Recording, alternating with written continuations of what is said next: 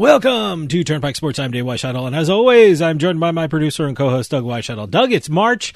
I'm studying up on my college basketball, mainly because it's taking my mind off of baseball. I am so upset that baseball is canceled. Well, not all of baseball is canceled, but the first week of baseball is canceled. I like how they phrased or at least the commissioner phrased it, the first two series, when that actually means 91 games. Mm-hmm. Two series sounds a hell of a lot smaller than 91 games if you think about it. And that was a smart way to put it in his press conference. It's going to be a mess. They actually haven't said whether or not they're going to have when the next set of negotiations, if any, are going to happen. Well, look, I mean, I'm going to make a production decision. I'm not going to talk about baseball because you pick my one and only time, because you know what? I don't want to give them the time of day because, look, I mean, you want to act like this, good. All the pundits are weighing in. They're talking about it. But you know what? I'm concentrating on college basketball because March Madness is coming up. So I got other things to worry about and think about. You want a silver lining to it all? No. No. I'm just saying this because I'm upset. It gives these sports books more time to learn how to do the micro betting.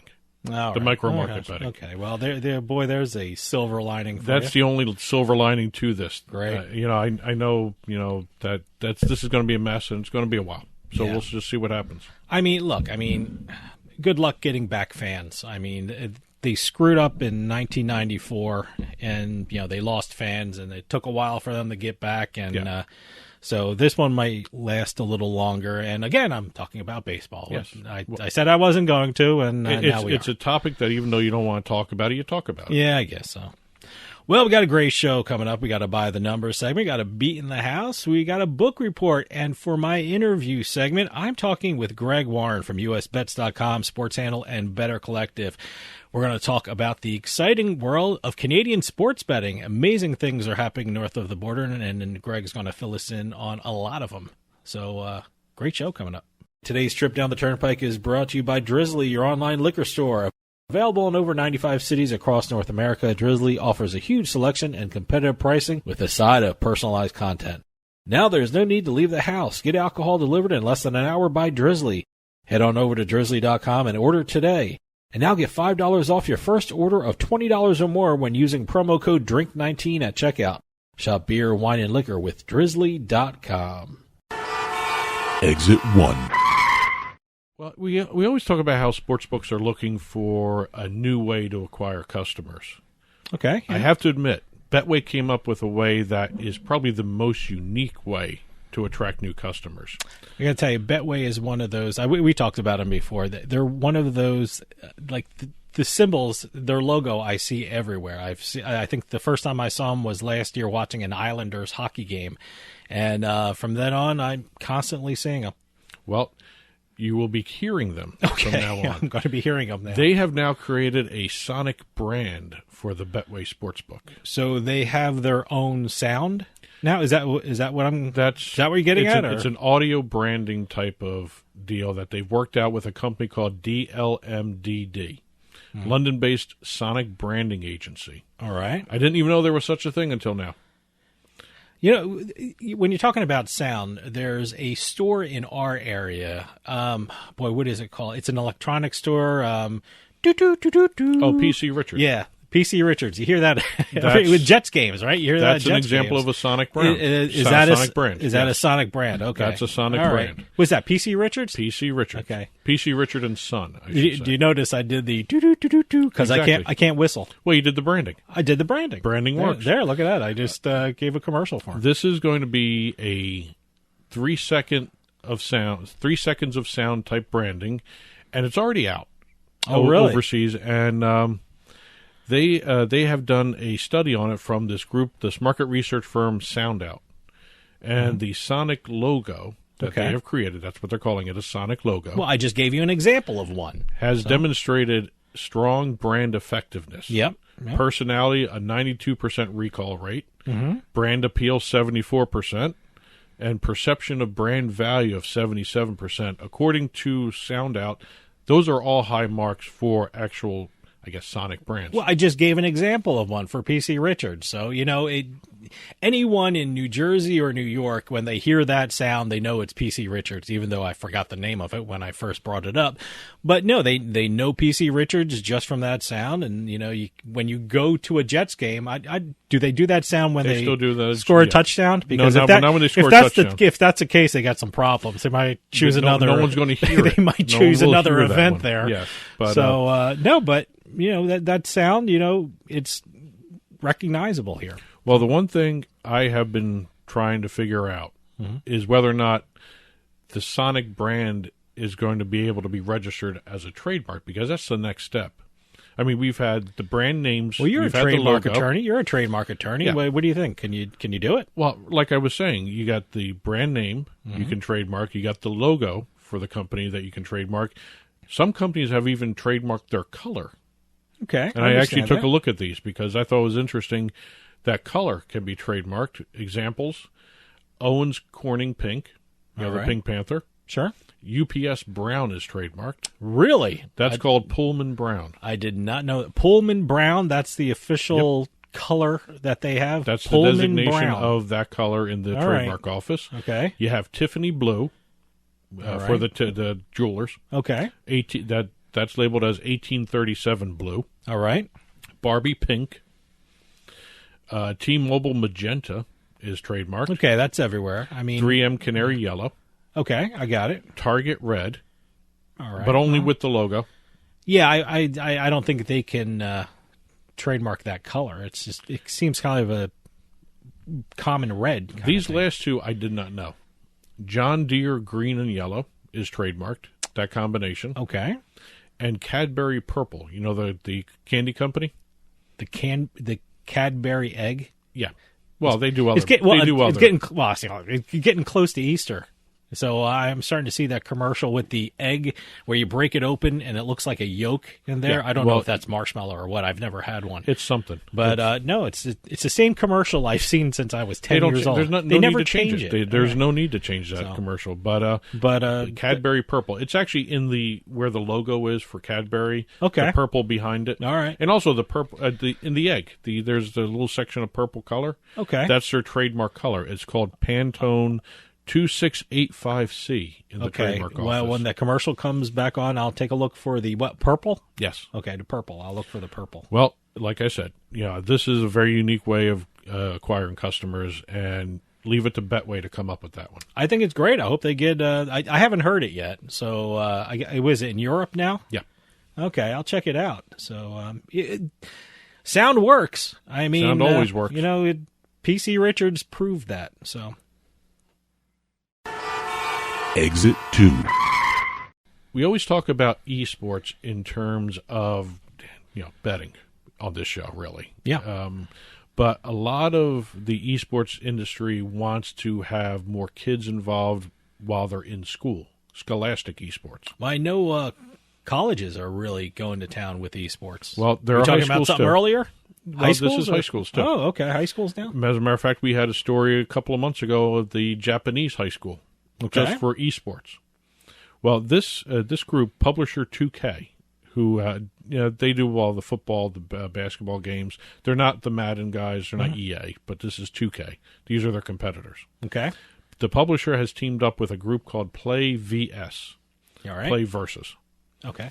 To bring the NBA 2K franchise to high school varsity esports leagues in both the United States and Canada. So instead of playing actual physical basketball, you're going to have these esport teams playing basketball. Yes. Okay, I don't know. It's a long-term deal. So I think that's okay. I could never play actual basketball. So maybe if I was in high school now and I was interested in this, it's a way to get a varsity letter, right? If you're playing on a high school team. It depends on how they have the esport league set up. They better have a varsity letter. Well, schools interested in starting up their own esports programs are more than welcome to talk to Play VS. They go to their website, and they could actually get more information on how to start up their own league. But the different schools, starting in the spring, will be able to face off in online matches in NBA 2K through this deal. Good. And according to Play VS, and this is their statements, Bringing NBA 2K into the fold will enable more players to get involved in scholastic esports, which will help improve attendance, grades, and graduation rates. I mean, that's kind of a leap. Well, I'm very curious because I know colleges are giving scholarships for esports. I wonder if colleges will be recruiting like in these high school varsity NBA 2K leagues. I mean, is that a way to get a scholarship to college? It'd be interesting to see. That's the reason for the esports leagues. Good. I hope so. They did a little tweaking to the NBA 2K game, though, for the esports leagues in the high schools. You can't pick an all-time team or historic team. It's only current NBA teams. Oh, okay. I think that may be a factor of the kids not knowing in some cases. Well, it's a good way for them to learn about historic basketball players. They will not be able to do that. They're only going to be able to do a current NBA team. I'm trying to figure out another reason. Maybe it has something to do with the NBA 2K not having a license for the Players Association or the Alumni Association. It's a one-on-one league where it's basically 5-minute quarters, one-on-one.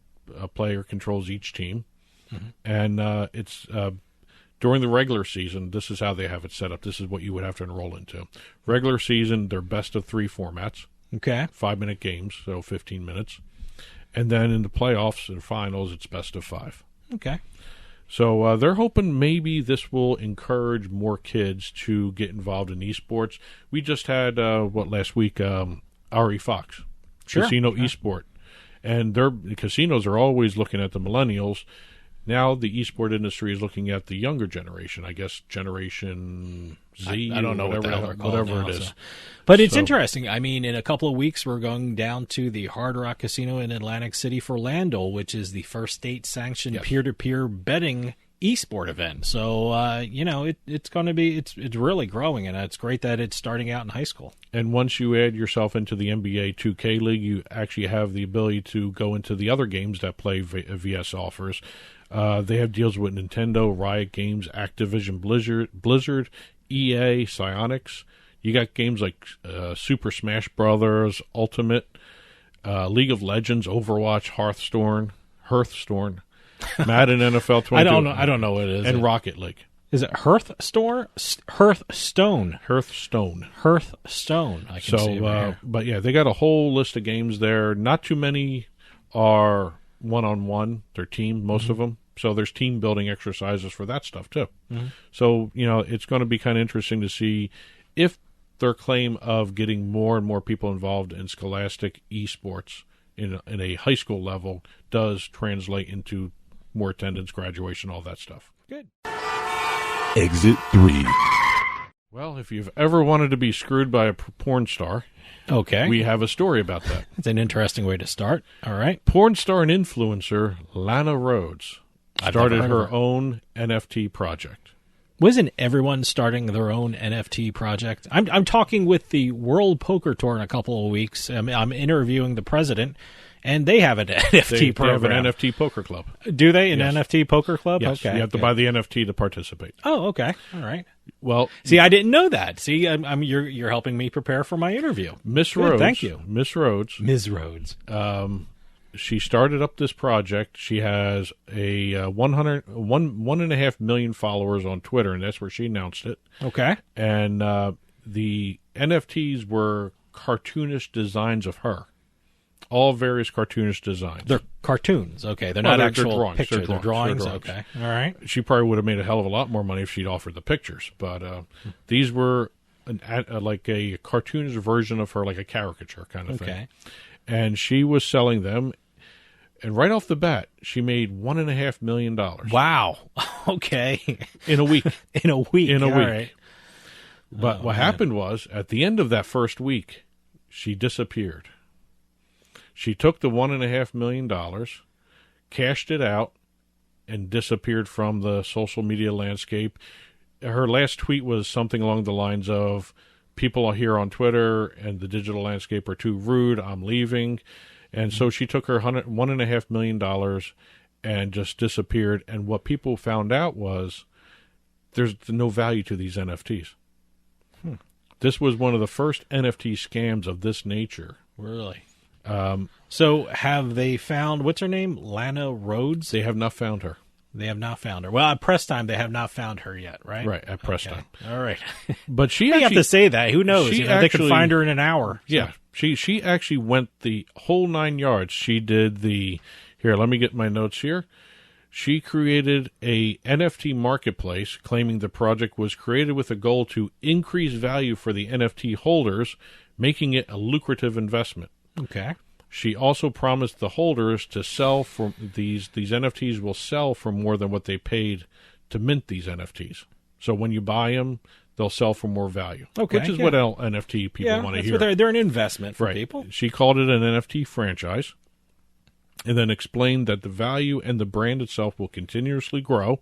She even developed a roadmap of how the benefits of owning these NFTs will increase as the value increases. They'll have more access. Well, let me ask you something. Because of this story, because of the whole situation, do the NFTs that these people received now have value? I mean, they're in the... I'm very curious about what these things look like, you know. It's because of the story, have they gained value? According to all experts that have reported on this, they are valueless. Okay. Although, But aren't you curious about what they are and what you're looking at and what they have on them? Because now, see, if you build curiosity, you build value, don't you? I don't know. I don't know. I mean, I'm curious. I'm not going to buy one, but I'm curious about what they have on them. Well, there was one individual who will always remember this because he went ahead and got a tattoo of the NFT. So, but is he happy with the tattoo? I would have, if he was a fan of Lana Rhodes to begin with, he should be happy with the tattoo. Let me tell you something. People who get tattoos love the stories that are attached to those tattoos. And wow, he's got a great story. What, he was a sucker? The first No, he's not going to say it that way. He's going to say the first NFT fan, whatever they call it. What were they called? A porn NFT? What were they called anyway? Just called him an NFT. They just called him an NFT. Yeah, so, that's all. he's got a story behind The it. scam is being called the CryptoSys scam because that's technically the name of it. Okay, CryptoSys. CryptoSys. Okay, Yes. He's got a story behind it. The whole CryptoSys story, and it's the first scam in NFT history. And guess what? I got a tattoo of it. This will See remind how him you never spin it? to buy another You NFT. can spin it. You can give these things value. Yeah, If you'll people are never buy interested another in it. NFT with this stuff. If people are interested in it now because of the story, they have value. Maybe. All right, if you want to look at it that way. It could. Hey, you can attach value to anything. You just got to spin the story right. Any port in a storm is what you're Yeah, I saying. guess so. Exit 4.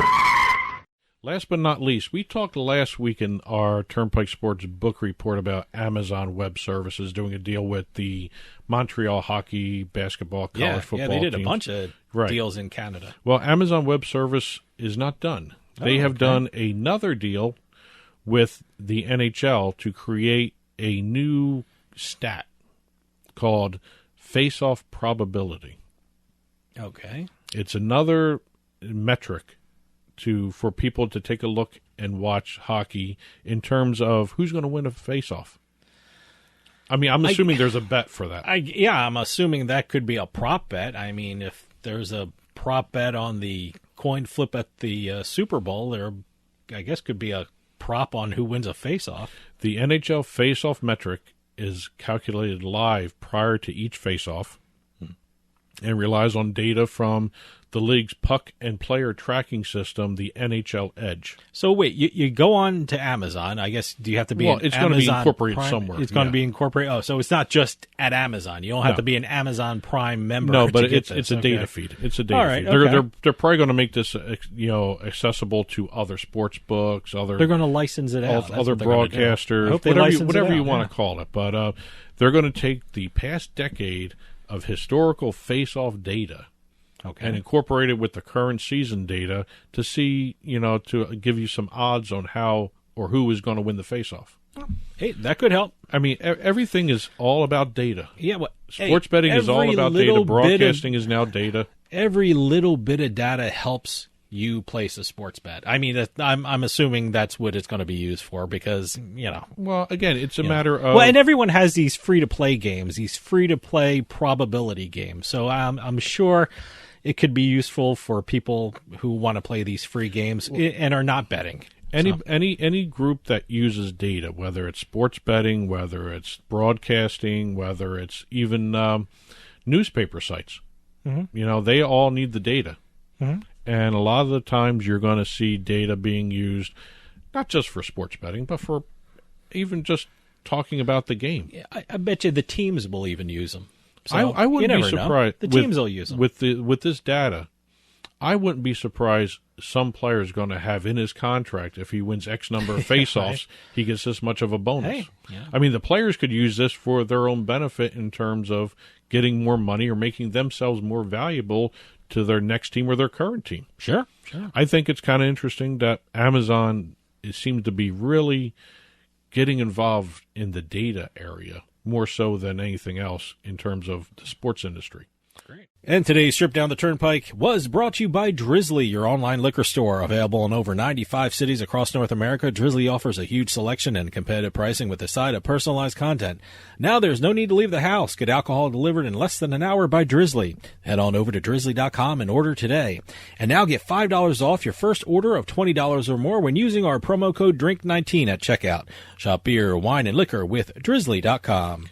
And as always, you can get in touch with Turnpike Sports by calling or texting us at 609-512-5910. That's 609-512-5910. At Turnpike Sports is the show's handle on Facebook and Twitter.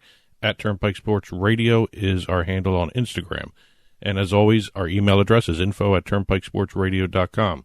And don't forget, you can listen to the show via Spotify, Amazon Music, iTunes, radio.com mobile app, as well as Stitcher and YouTube. You can also watch us on your smart TV, Roku, Amazon Fire, Apple TV. Head on over to turnpikesports.net. You'll be able to watch our video channel there.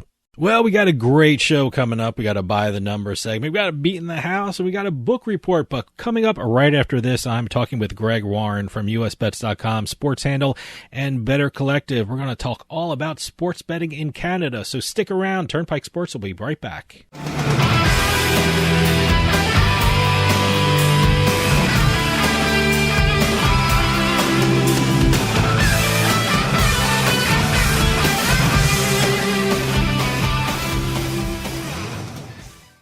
The IRS is the most powerful collection agency in the world. I couldn't sleep. We were being audited. They do not give up until you pay. They put a lien on my house. How about you? Do you owe back taxes? Call Tax Solutions now and get some help. For a limited time, the IRS offers a tax forgiveness program called the Fresh Start Initiative. Our team can make it easier for you to pay back taxes, avoid tax liens, and get a fresh start. Sometimes you just need a second chance. I call Tax Solutions now, and they got the IRS off my back. At Tax Solutions Now, our affiliates are all accredited by the Better Business Bureau and members of the National Association of Tax Professionals. We saved our home and overcame the most powerful collection agency in the world. Time is running out. Call Tax Solutions now. Call 800-299-1132. 800-299-1132. 800-299-1132. 800-299-1132.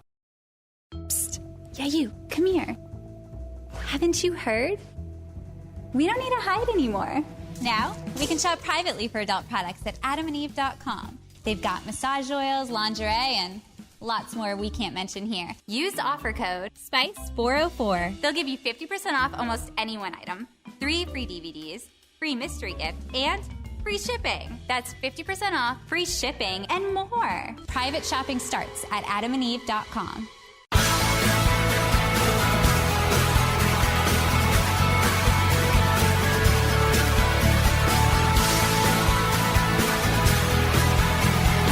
Welcome back to Turnpike Sports. Sports betting isn't just popular in the United States. In fact, some of the most interesting news stories about sports betting are coming out of Canada. And our next guest knows all about it because he writes about the biggest news stories coming out of Canada. From Better Collective and USBets.com, we have Greg Warren on the line. Greg, thanks for joining us. Hey, thanks for having me. Excited to talk all things Canada today. It's such an interesting market when it comes to sports betting. And looking at your bio, you're the perfect person to ask. I mean, you have an extensive experience in Canadian sports media. Before we get started, tell the audience what you've done in Canadian sports media. Right. So I've kind of done a little bit of everything in Canadian sports media. I started out as a highlight guy for Rogers Sportsnet, all based out of Ontario. I've done a little radio work, had my own golf radio show for about a year as well. Oh, wow. Transitioned from there into writing for The Score, which is going to be launching The Score Bet in Ontario very shortly and is also already operational in a few of the states. And then started to dabble in a little bit of sports betting with the Covers Media Group on the east coast of Canada out of Nova Scotia. And that's kind of led me to a Better Collective now, where I report all things sports betting in Canada on a daily basis. Everyone here that's interested in sports betting knows how the United States began their sports betting journey. New Jersey sued to get PASPA overturned, and that paved the way to implementing sports betting legislation. But I'm curious, how did sports betting start in Canada? I know Canada had some form of sports betting called parlay betting and just recently allowed single event betting. But what were the origins of sports betting for Canada? Right. So it is drastically different from the United States. And kind of the major difference in Canada is that we already have a mature sports betting market here, and gray market operators have been basically wooing Canadian bettors for the better part of 10, 15, 20 years. So there's already an established sports betting market in Canada. We also have a tribal sports book, predominantly Sports Interaction, that's been operating in the province, out of the province of Quebec and specifically in the province of Ontario. They have their own license to operate in Canada. So a lot of people have been sports betting for a very long time through Sports Interaction, and of course offshore with sites like Bet365, Betway, etc. So the government, though, we've had a game called ProLine. And it's operated from coast to coast, very, very popular in Ontario and especially in the Atlantic provinces.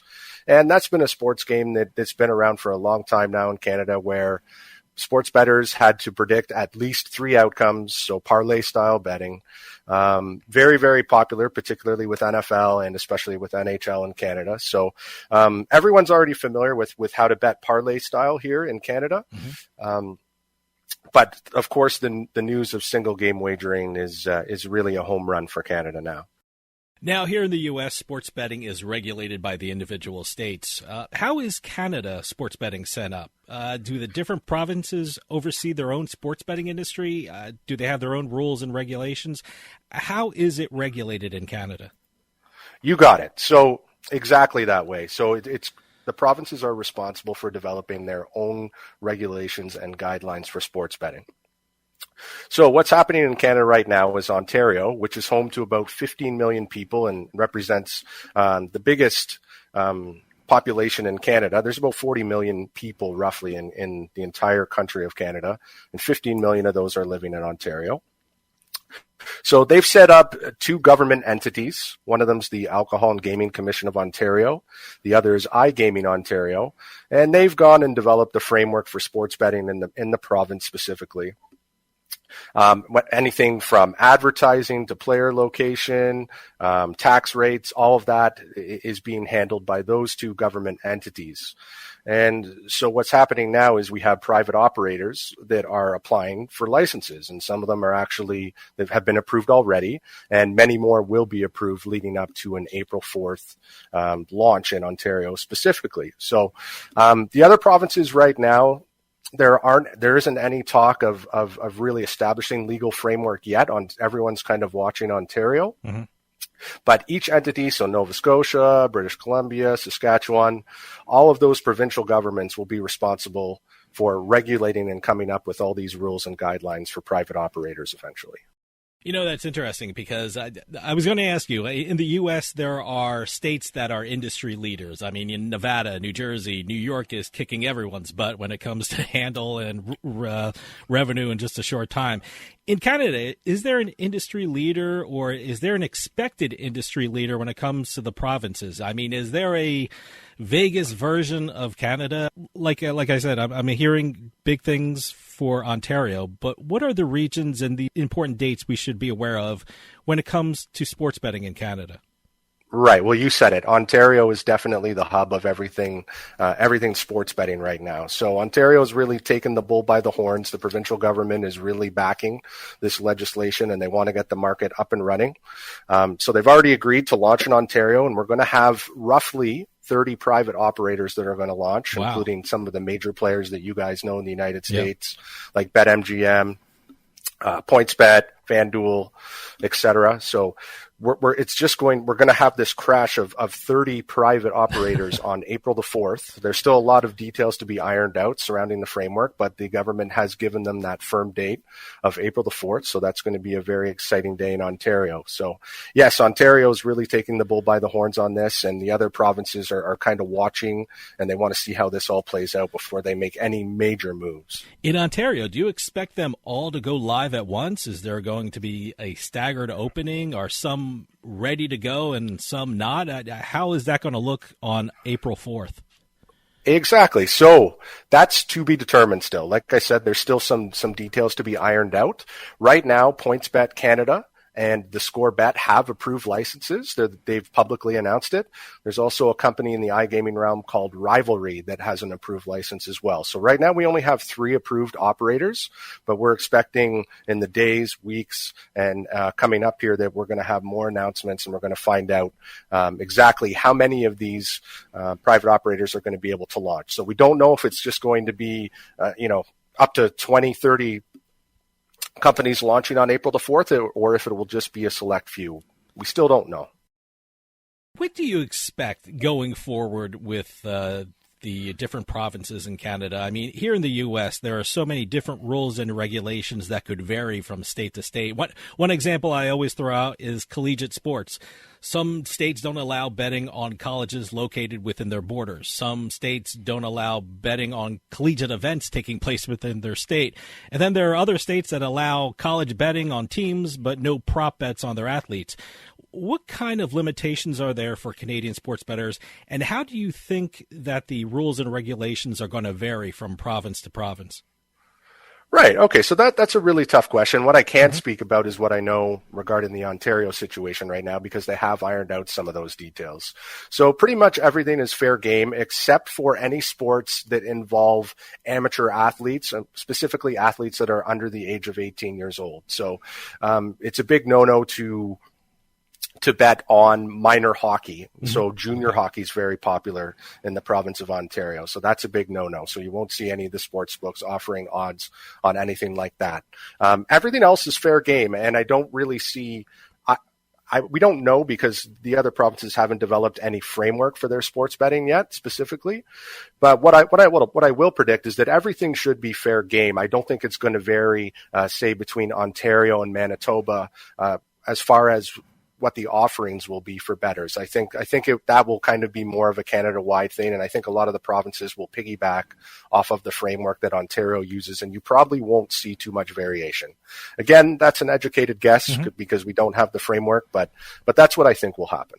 Now, you mentioned some of the books coming to Canada. Is there one book that everyone feels will be the dominant book in the country, or do you think it'll be different from jurisdiction to jurisdiction? I mean, I'm sitting here in New Jersey, and there's a Caesars commercial on every 5 minutes. When coming out of Philadelphia, there's a PointsBet commercial coming out every 5 minutes. It seems like every sports book has a dominant area. Do you think there is going to be one sports book that will really do well in Canada?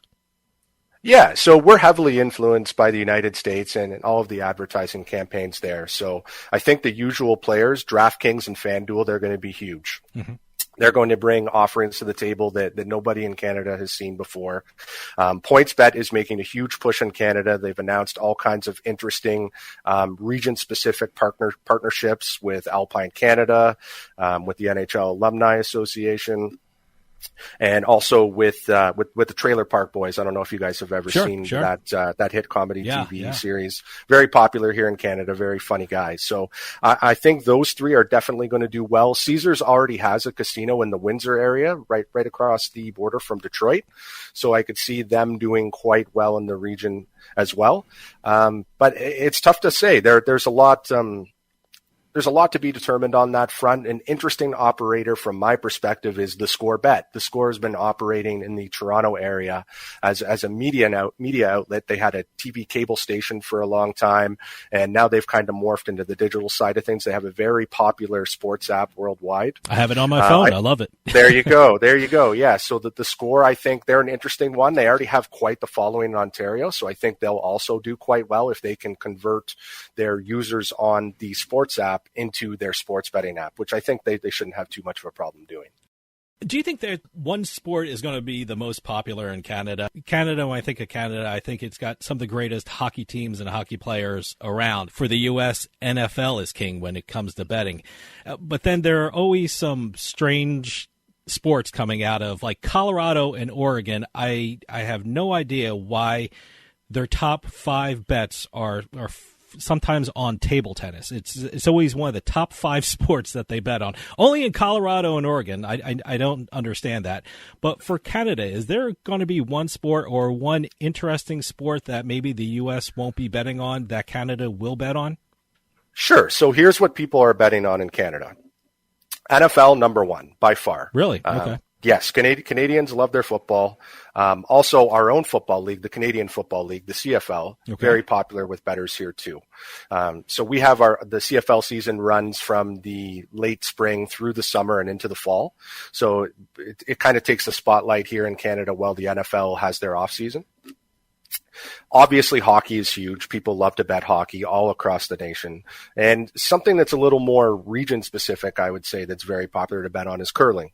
Oh, okay. And especially with the Winter Olympic Games right now, curling has been wildly popular, and there's a few nationwide tournaments that get a lot of play as well. So I know particularly on the East Coast and the Atlantic provinces, curling is very popular, and also in the prairie provinces like Manitoba and Saskatchewan, very, very popular CFL and curling. So yeah, those are kind of niche sports that will get a lot of attention from Canadian bettors, and any of these sports books that are coming in from internationally or from the United States, they'll definitely want to take note that those are important markets to attract Ontario's bettors and bettors in the rest of Canada. How important will mobile sports betting be in Canada? I'm in a state, New Jersey, where mobile sports betting is about 90% of the handle. But in some states like Mississippi, they have sports betting, but they don't have mobile sports betting. What is it like in Canada? How important will mobile sports betting be for the entire sports betting industry in the country? Absolutely. So Canada is going to follow the trend of everywhere really right now. Mobile sports is going to be pretty much everything. Right now, people using the ProLine games, you're able to bet on single games using ProLine right now. They also have a retail operation, so they have over 10,000 locations across Canada where you can go in. It's typically in convenience stores or gas stations that you can go in and fill out your ProLine ticket manually or using an app builder. So retail will be important from that perspective. I think you'll definitely see some sports books popping up, particularly in Ontario in the border towns, so the Niagara Falls, Buffalo region, and of course, we already talked about Caesars in Windsor right near Detroit. I think those are two ideal spots where you're probably going to see the first sports books in Canada where people will actually get that Vegas feel. I know that's something, just speaking to a lot of bettors in Canada, that they're really looking forward to. I know a lot of people take the trip south to Vegas for March Madness or for the Olympics or for college basketball playoffs. Just to go and enjoy the sports books down there. So yes, the retail portion I think will follow after the mobile applications, and will do well, but mobile is going to be where the bulk of business is done here in Canada.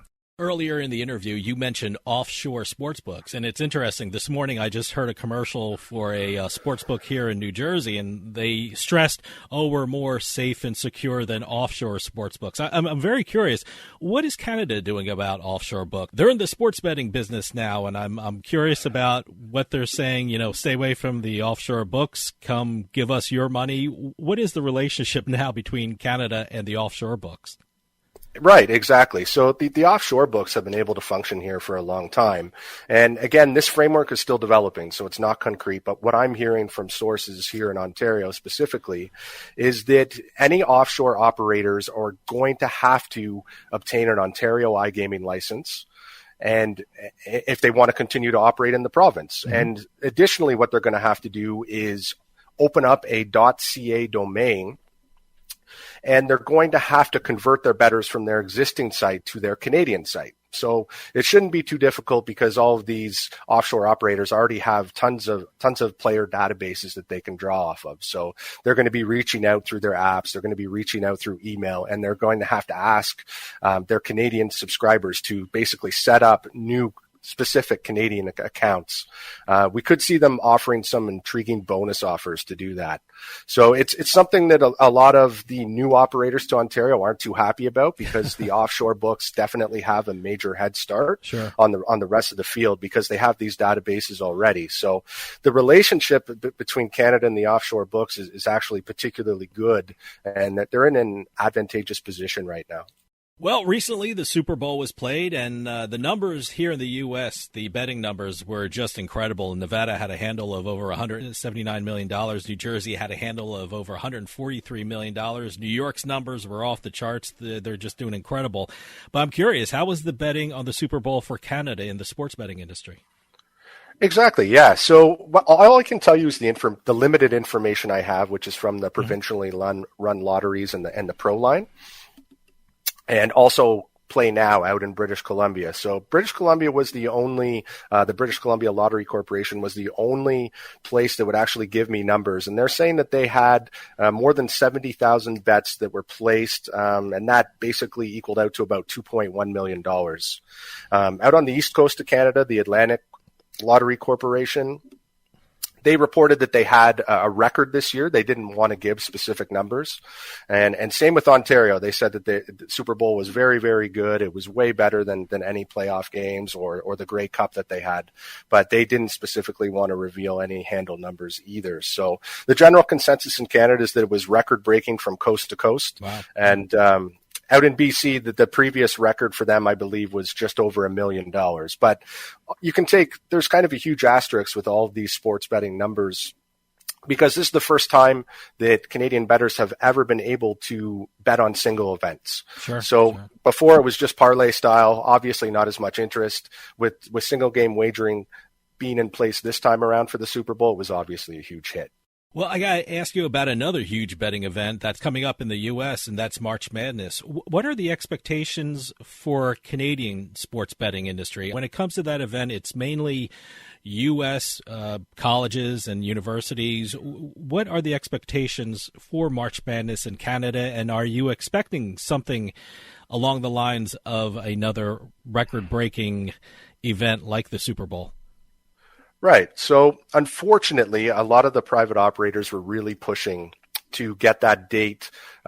Initially, they were really hoping that around Christmas time or in January, this new open market in Ontario would be open for business. So I know March Madness was one of the reasons why they wanted to have the Super Bowl. They wanted to have the Olympics, and they especially wanted to have March Madness. So Ontario bettors specifically, and bettors across Canada, they're going to have to continue to bet with their provincial lotteries. It will be a big event.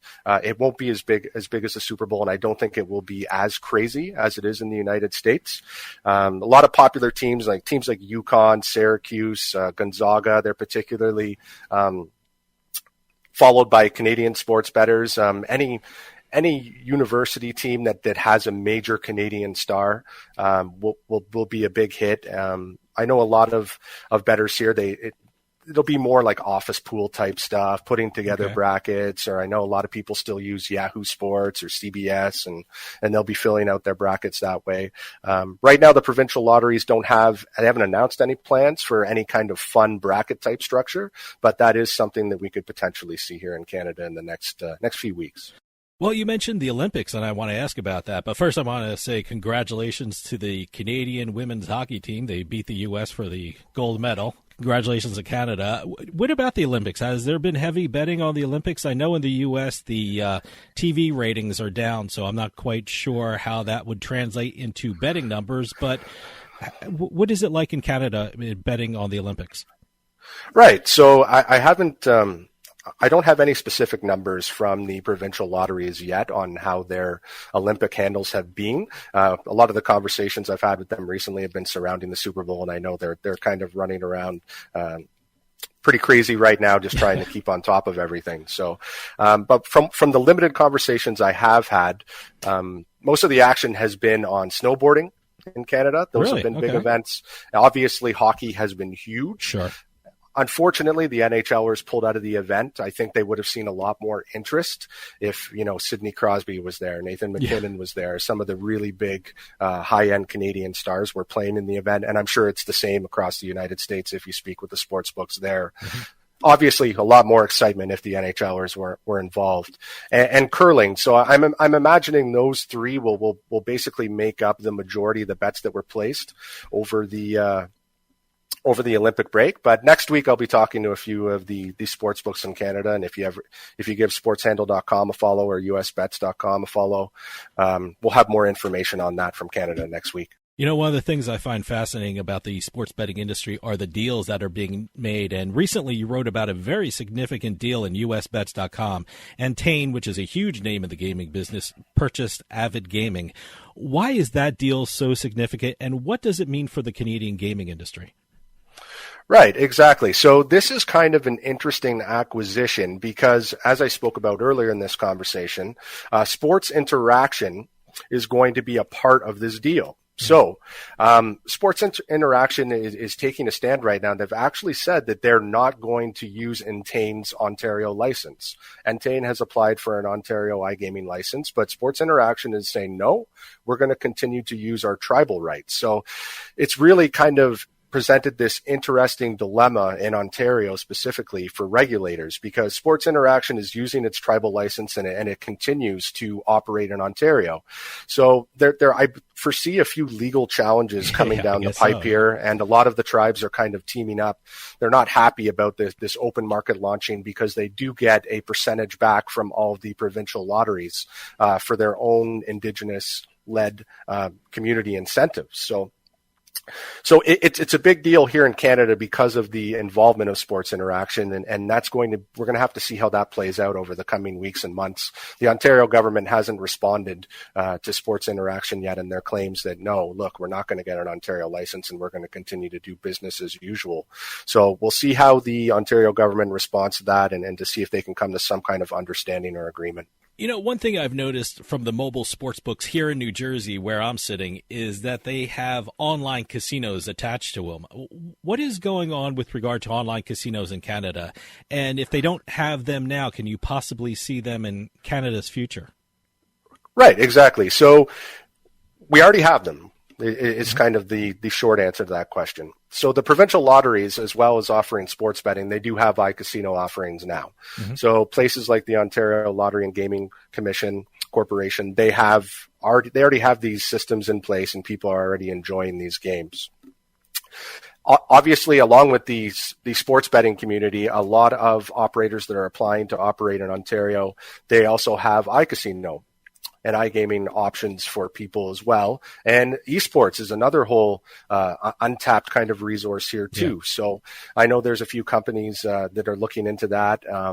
Mohegan Gaming, I know out of their casino in Niagara Falls, they envision having a huge entertainment complex for esports and having programs in place so that people can bet on esports as well. So more to come on that, but it's already here, and yes, it's going to, along with sports betting, the iGaming and iCasino side is just going to go wild too. Do you see any big partnerships between the sports books and the online casinos? Because that was big in New Jersey. They were starting to partner up, and it's a shared wallet with a lot of them. So do you see that happening in Canada? Absolutely. I think there's a ton of partnerships here still to come here in Canada. We haven't seen any yet, but we definitely will be. I know there's kind of this big golden nugget in the industry right now. Everybody wants to partner with Maple Leaf Sports and Entertainment. And they own the Toronto Raptors, the Toronto Argonauts, Toronto FC, the Toronto Maple Leafs. So that's going to be kind of the plum partnership that everyone's going to be seeking. I've heard that they're still on the market. They're some of the big sports books have been really trying to nail that partnership down. But I am hearing that they're still on the market and entertaining offers as we speak. But I anticipate some big news with MLSE probably in the next few weeks here. See, I was going to ask that. I mean, are there any big deals coming our way pretty soon? Is there anything down the road which is going to be huge for the Canadian gaming industry? That's right. So yes, definitely MLSE. Rogers is also another big contract. They own the Toronto Blue Jays, so that'll be another partner that a lot of these sports books and iCasino companies are going to be seeking. Obviously, Rogers too. They also have affiliations with some of the hockey teams on the West Coast in Edmonton and BC as well. So yes, the two big ones will be MLSE and Rogers. Now, I know one of the big issues for the gaming industry in the U.S. is responsible gaming. I know the American Gaming Association is really involved with that, as well as the professional leagues and the sports books. What is Canada doing with regard to responsible gaming? And is it a countrywide movement? Is it coordinated by the different provinces? How are they dealing with responsible gaming? Exactly. Yeah. So this is actually a huge talking point right now in the industry, and rightfully so. So as far as responsible gaming goes, that will be a provincial jurisdiction. So each province will be outlining some of the rules and regulations for responsible gaming. I know in Ontario, regulators are prohibiting the promotion of bonuses or sign-up offers in a public forum.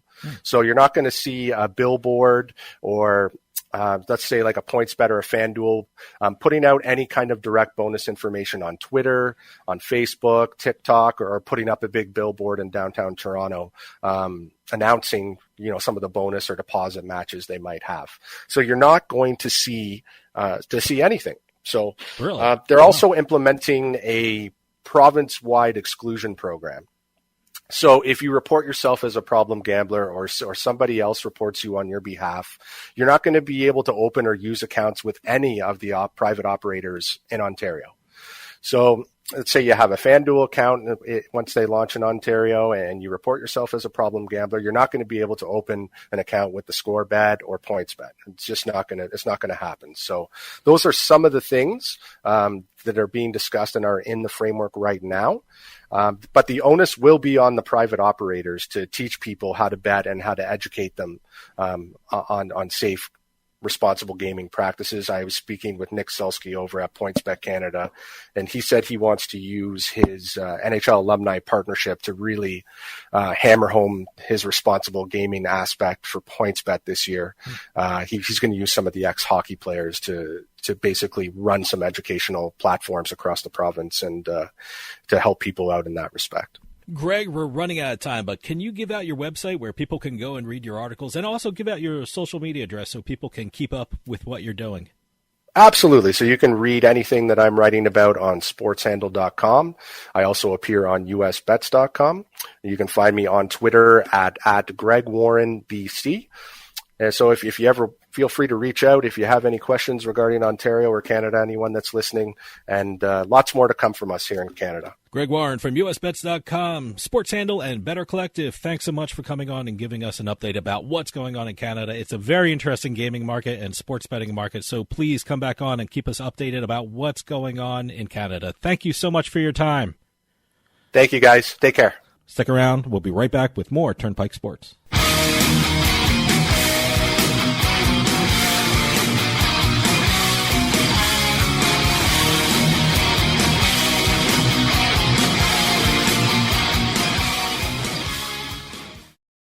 Attention! Here is something big banks don't want you to know about your IRA or 401k. You can store your retirement savings where you can actually see, touch, and hold it in your hands. With a Paradigm Gold or Silver IRA, you can transfer a portion of your savings to physical gold and silver coin and store them where you can see them. The stock market is close to its all-time high, and your retirement might be at risk again. But you can trust Paradigm Gold Group to help.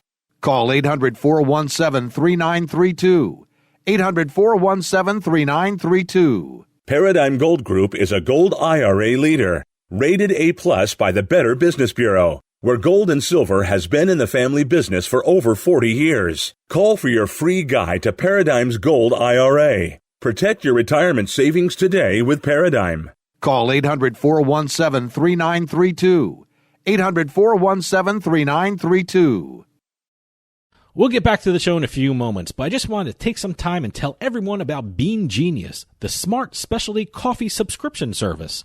Bean Genius sells freshly roasted coffee from some of the best independent coffee roasters in the country. They feature over 2,000 specialty coffee blends, all at your fingertips at beangenius.com. Here's how it works. Head on over to beangenius.com and take their palate profiler test to find out what coffee best fits your taste. Then select from a variety of subscription plans. Every subscription comes with free shipping, and delivery can even be scheduled for once or twice each month. And based upon your review of each coffee blend you try, Bean Genius actually learns your individual taste preferences and then suggests future coffee blends for you. And now you can get 10% off your Bean Genius subscription when you use our promo code PIKE at checkout. Bean Genius offers a variety of subscription plans to suit any coffee lover's needs. Subscribe with Bean Genius today and start enjoying some of the best tasting coffee around. And save 10% off your coffee plan with promo code PIKE.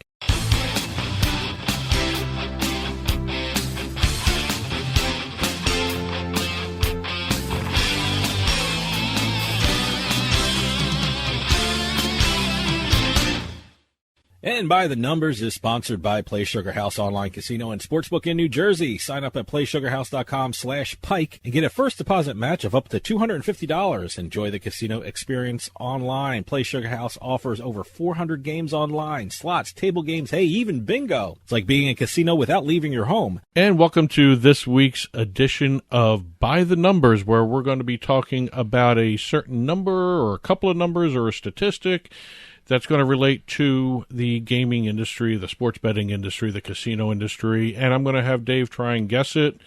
And, every so often we're going to be doing this segment. We're going to have maybe one number one time, maybe multiple numbers. By the way, I'm really bad at this guessing the number thing, but 2 weeks ago I got it. Last week, I partially got one, so I call that a win for me. So I'm kind of on a heater for me. So I'm pretty proud of myself how I'm doing at beating the numbers in 2022. So well, go ahead, give it to me. Let's see how you do with I feel this confident. Number. 903, and it's not an area code. 903. All right. And it's not an area code. Boy, it's a weird number, 903. I mean, it's not million or billion or anything like that, right? It's not a money. I would actually say billion or whatever. Okay. You would say something like that. Okay. We were having a lot of fraud numbers coming out. Geolocation was talking about, what was it, Missouri trying to get into Illinois and things like that. Can it be some kind of fraud, or can it be some kind of blocking of people or something like that? Stop right there. Okay. You stop at fraud. Okay. I went too far. You kept going, and you I kept probably going, should and I just not went have. right off that cliff, huh? Yep, you just went. Wait, you before went you one even tell step me, too far. Can I count that as a win? You can count that as a win. All right. Okay. It's another half win. Oh, I'm on a heater. Well, this is 903. All right. Sport Radar's Universal Fraud Detection System recorded 903 instances of suspicious betting activity in 2021. Okay. That's the highest level in its 17-year history. Now, that's kind of a vague term, suspicious betting activity. And what does that mean? I guess there's no one kind of suspicious betting activity. Whether there's certain bets being placed on certain players or a team or something like that. That's what they mean by suspicious betting activity. In the new report that they released, titled Betting Corruption and Match Fixing in 2021. Oh, okay. They identified 903 suspicious matches across 10 different sports, spanning 76 different countries. So they're actually looking at the sporting event, and they're finding suspicious activity with regard to the sporting event? Suspicious betting activity on a particular sporting event. Right. Interesting. That's a lot. 900. What was it? 900 and something? 903. 903? Well, that's a 2.4% increase from the previous high of 882 suspicious matches. That was recorded back in 2019, so it's been 2 years since they've actually had a number this high. Well, I mean, that's incredible. I mean, that's... When you say suspicious betting, like we were talking about last week, people from out of state trying to bet inside another state sports book. But I would consider that suspicious betting activity. But no, that takes it to a new level. Actually, looking at the sporting event and looking at suspicious betting activity. Well, that's a big number. When 900. When I first read this, in 1 year, I had to get the American hat off, because what happened is football generated the highest number of suspicious alerts. And when they say U.S. football? No, when they say football. Okay, soccer. Soccer. Okay. There's so many soccer leagues, so I guess that number would be high. And soccer is almost year-round. One in every 201 game matches. There are so many soccer matches in a year, so I guess that would be That's actually a good percentage, one out of every 201. Yeah, well, suspicious betting activity. Yeah, but I'm just saying that it could have been a lot more. I think hopefully everyone's hoping for zero. But September and October yielded the highest number of suspicious matches with 105 and 104 each month. And lower league football competitions were said to be significantly affected by match fixing. I got to tell you, everyone loves betting on soccer here. I mean, we're driving early morning in New Jersey. You see some sports books or some sports bars pretty packed with patrons, and they're watching soccer. There's a sports bar near us. I'm not going to say the name of it. It's an Irish name, and I guess they call it the Breakfast Club on Sunday mornings. They come in like 9 o'clock in the morning. They have their eggs, the toast, and they're watching soccer, and they're betting. They on have it their because Premier it's New Jersey. League. Yeah, is it Premier League? Yeah, I don't even know what league it is. There's so many leagues. Well, out there now. I've noticed depending on what league is playing, it depends on that's how big the crowd is. Because I know when Premier League is playing, the parking lot's packed. Yeah, well, hey, if you love early morning betting, you're betting on soccer. Or table tennis. More often than not, you're betting on soccer. Last little bit of numbers here. 1 in every 384 esports events was flagged. Okay. And basketball followed close behind that with 1 in every 498 games. Now, when they say basketball, do they mean international leagues? International. Okay. This is all international. Oh, okay. So, all right. That's why I'm saying I had to take the American hat off, because football meant soccer in this instance. Okay. All right. So you got to fill us in on that one. Well, I let off with that, saying I took the American hat off. That was very cryptic. So that's it for this week's By the Numbers. I figured just do one number here. It was a very interesting number. It was a record number. So considering that a win for me? Yes, you can consider that a win. Consider that a win for me. If you're keeping score, it's a win. So what are we doing? Beating the House next? Beating the House coming up next. I know. I saw you mention it, so I guess that was a production. Was that a production meeting? We call that a production meeting? I was looking ahead at my production notes. Okay. So Beating the House is next, so stick around. We'll be right back with more Turnpike Sports.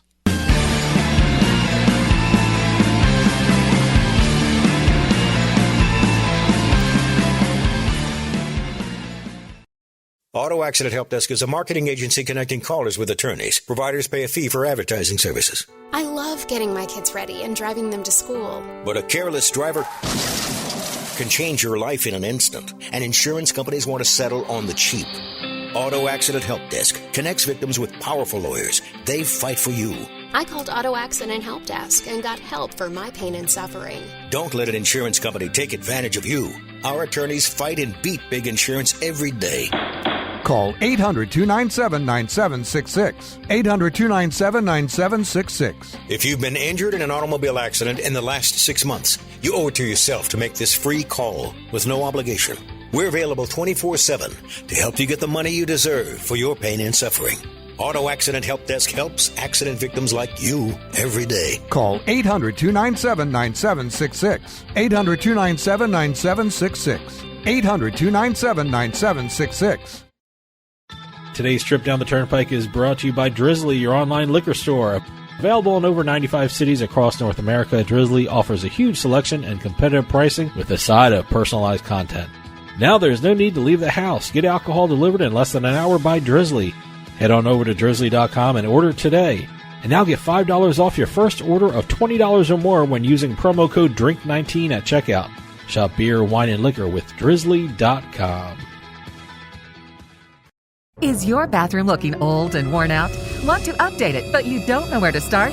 Then let BCI Bath & Shower show you how to turn that old bath into an aisle of beauty and functionality. Our residential bathroom solutions provide the best value on the market, and our customer service is second to none. Our cost-effective BCI Bath & Shower family of products has what you need.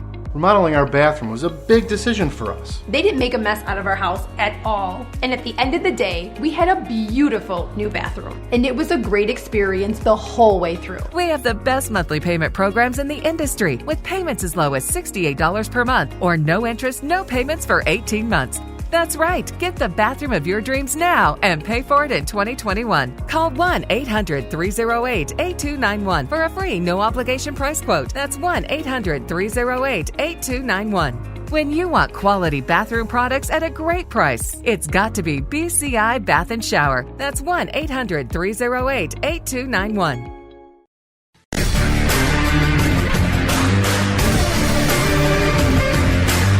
It's a casino. People gotta win sometime. Now, if you'll excuse me, I have a giant, colorful check to deposit.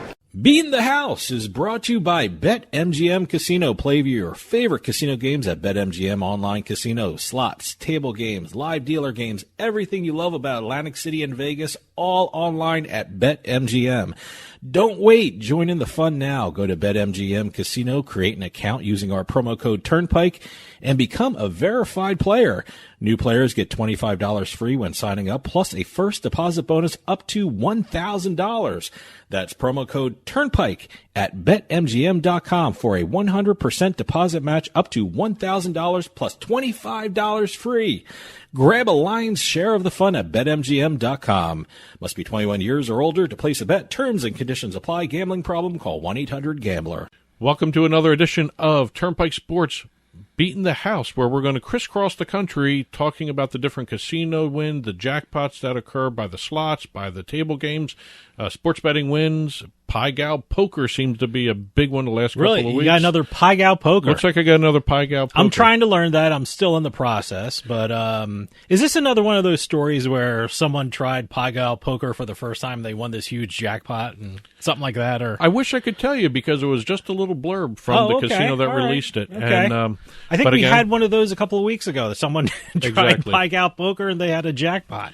Well, Pai Gow poker, the only reason I know, I'm pretty sure it was Pai Gow poker. They didn't say the name of the game, but in the picture you could see all the different cards, and it was a side bet too. Okay, so there were like two cards separated two card out. rows. There were two card rows, something like that. So I'm going on an assumption, but when we get to it, we'll get to it. I've yet to try that live. I've only tried it online. That's one thing about online casinos. They're great for learning a game. Yes. So that's what I'm doing. Well, we're going to start off in Las Vegas with Planet Hollywood. Okay.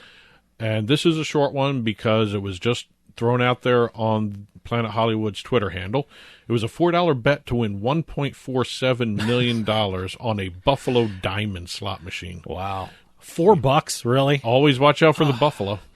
Now, is that one of those famous Buffalo machines you always see? As soon as you walk onto the gaming floor, you see a Buffalo machine. That's so this is the one you're talking about. This is one of those. Okay, $4, huh? $4, and it won $1.47 million. Wow. So congratulations to the winner there. So no name given or anything like that? It was just a tweet out by the casino. Probably in a couple of days they'll have a press release for it. I'm not sure if I would give my name. I'm trying to think. If I won big, like a couple $1 million, would you stand with the check there and, hey, Dave W. just won $1 million and something dollars? I'm not sure if I would do that. Well, let me put it this way: I have never been in this position to actually make that call. So I hope I find out one day what I would do. So. Well, we're going to go across the country over to Atlantic City, New Jersey. Okay, all right. As a matter of fact, we're going to be in New Jersey for the next 3 jackpots here. Okay. We're going to be going brick and mortar for 2 of them. One's online, but they're all the Hard Rock brand. I thought you meant physically. What are you talking about? Okay. No. So the next 3 stories are what? Atlantic City? They all involve the Hard Rock brand. Sorry. Sorry, Hard Rock. Sorry. Okay. Anyway.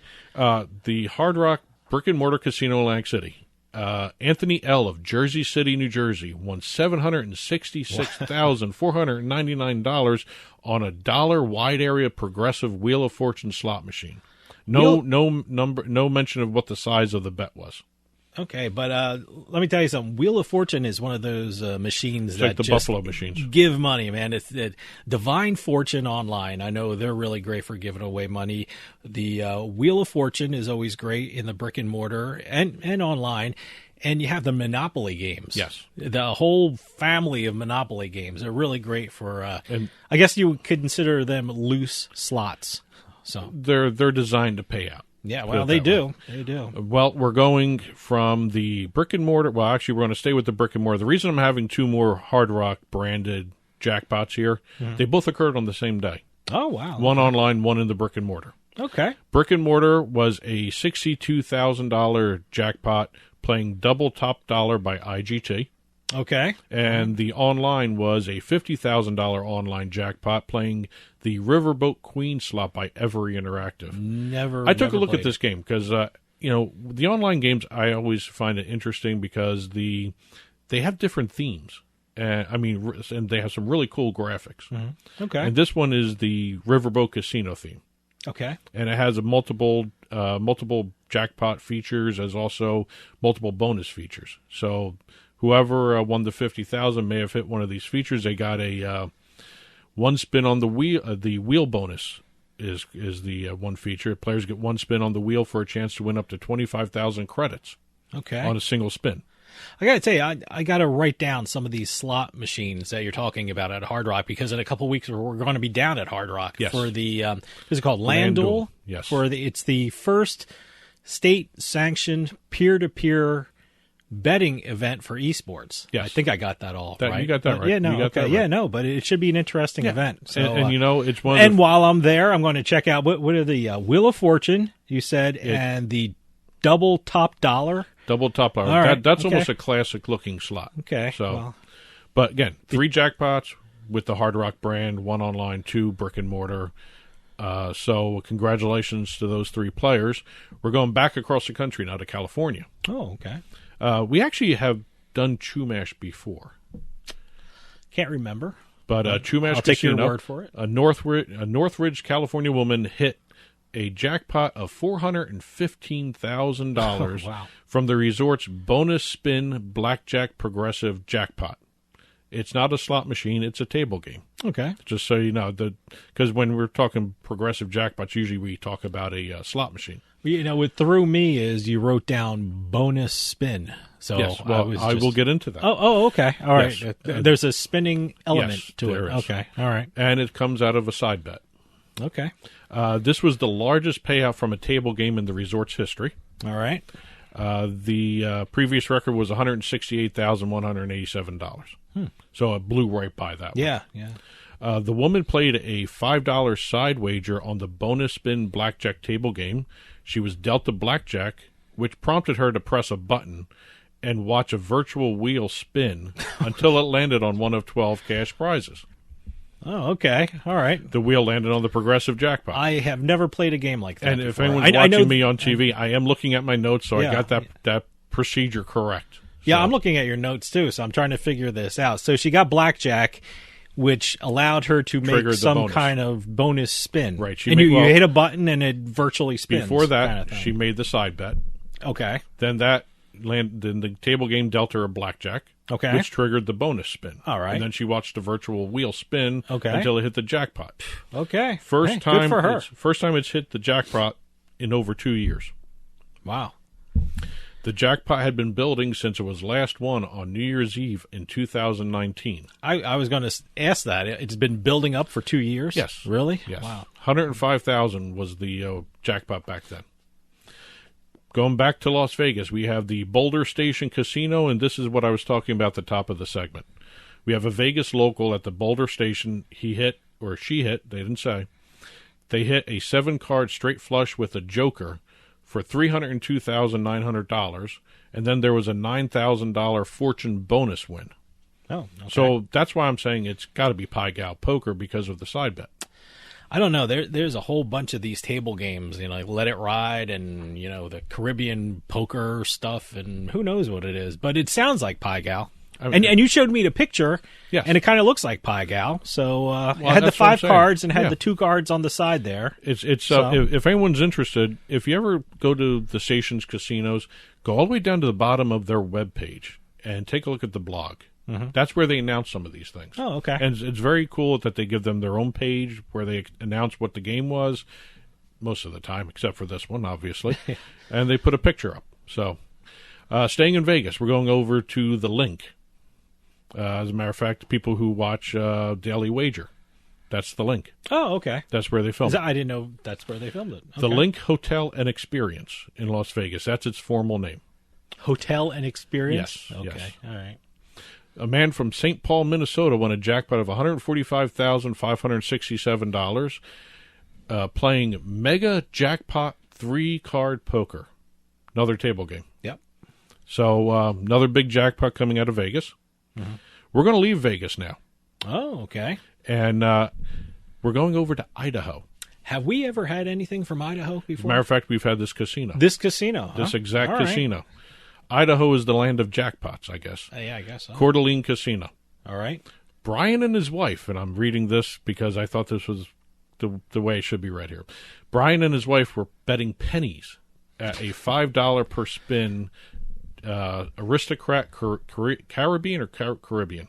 I'm going to say Caribbean. Caribbean. Gold dollar store machine when they hit the $112,000 jackpot. See, I like stories like that. They're using their pennies. You know, they probably have. Are them they in a really jar. using pennies? I don't know. I mean, that's what they're saying, so I'll take them as their word with their word. I don't know too many. Was that machines. the press release? They were Yes, using their pennies. They were, yeah. Okay, well, I'm just. Guess they were using their pennies. I just don't remember seeing too many machines that take coins anymore. Yeah, Most of it, that's you throw the interesting. dollars. Well, we are in Idaho, so no offense, Idaho, but well, I don't know too much about the I kind of Caribbean miss Gold that. Dollar Store. We grew up near Atlantic City, and we were there all the time. I miss the coin sound in the casinos. You know, the great thing about growing up near Atlantic City is we have this massive collection of these plastic coin holders or something like that they gave away for free to catch your coins when you won at the slot machines, especially if you were taking a Star Bus. And and now, I mean, some of them are worth like $40. Stuff you pick up on the gaming floor and you walk out of the casino with. They're free. Well, they give them to you, but now they're collector's items. The couple lives 50 miles away from the casino, and they go there once a week, and they've been doing this over the last couple of years. This is the first time they've actually won anything big. Mm-hmm. So congratulations. Going back over to Las Vegas, Arizona Charlie's. We've never had an Arizona Charlie story until now. Lucky guess was at Arizona Charlie's Decatur, and he hit the bingo jackpot. Oh, bingo. We don't talk about bingo too much either. No, we don't talk about bingo enough. Frank won a total of $92,205 while playing Charlie's Double Progressive to earn the super win. That's what they call it. Yeah. And then he won another $7,500 on the super spin, making it a total of $100,000.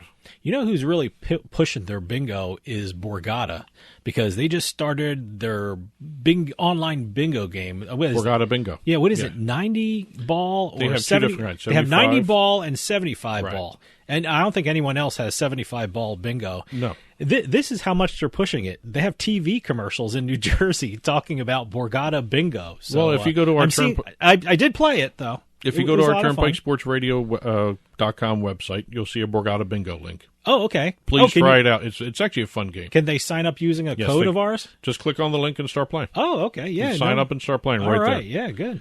But again, I don't know too many bingo places that have side bets. I didn't know. My like I said, my experience with bingo is Borgata Bingo, of course, because I tried it out. Virgin Casino Online has it, and Tropicana Casino Online has it, and I play there. I tried them out. So. Last entry of the day. All right. This is a sports bet. And everyone's talked about this one. Oh, is this the one I saw on online? I think someone tweeted it out, or lots of people tweeted it out. College basketball bet, 23-leg college basketball parlay. Now, wasn't there something that I think he bet more, but one of them was a push? No, he bet 23 legs, 22 cash. Okay. So one was a push. Okay, so he bet 23-leg parlay. 122. One was a push, so they just recalculated it for a 22 Exactly. parlay. It would have been a lot bigger if you won that. Yeah, yes. I guess so. It would have been. Yeah. 22 legs of the 23-leg parlay cashed, $532,000. Wow. The best part for everybody involved, especially the bettor, was only a $1.10 bet. I love stories like that. What a great bet. The odds were 990. Let me get this right here because I didn't put any commas in this number and I should have. 90 million, almost 91 million to 1. Wow. To win this. And but you're only putting $1 on, which is fine. I feel comfortable doing stuff like that.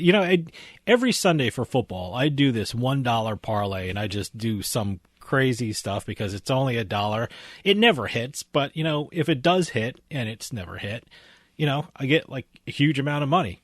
But you might as well check it out. You might as well try it. I had one type of that kind of bet hit for the NFL season. Oh, okay. I had a 6-game parlay and a lot of underdogs. Oh, okay. So won a good size there. But again, to get 22 legs and the 23rd that's was impressive. An exact push. Yeah, an 11-point spread push. Mm-hmm. That's very impressive. So, yeah. So what do they say? Parlays don't build bankrolls; they build sports books. Yeah, that's usually the case. But I'm glad someone actually something paid out for him. Well, you have to admit the United States bettor loves parlays. Oh, love parlays. The big thing is same game parlays now. Yes. Everyone's advertising them. So that's it for this week's Beating the House segment. Please keep those press releases coming in, info@turnpikesportsradio.com, and we'll continue doing this segment because we actually love learning about the games just as much as hearing about the jackpots. Absolutely. The book report's next, so stick around. We'll be right back with more Turnpike Sports.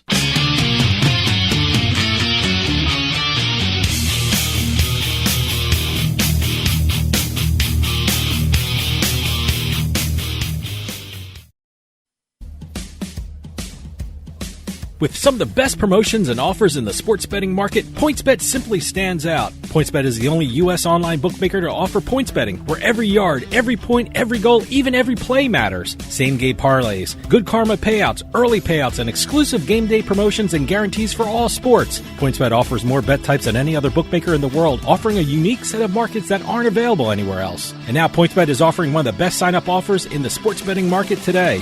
New customers signing up with code BET21 receive 2 risk-free bets up to $2,000. Get up to $500 back if your first fixed odds bet loses, and up to $1,500 if your first points betting bet loses. That's code BET21 for 2 risk-free bets up to $2,000 at PointsBet. PointsBet, it pays to be fast. Must be 21 years or older and in New Jersey to place a bet. Terms and conditions apply. Gambling problem? Call 1-800-GAMBLER.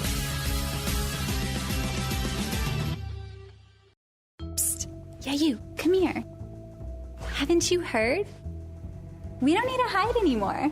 Now, we can shop privately for adult products at adamandeve.com. They've got massage oils, lingerie, and lots more we can't mention here. Use offer code SPICE404. They'll give you 50% off almost any one item, 3 free DVDs, free mystery gift, and free shipping. That's 50% off, free shipping, and more. Private shopping starts at adamandeve.com.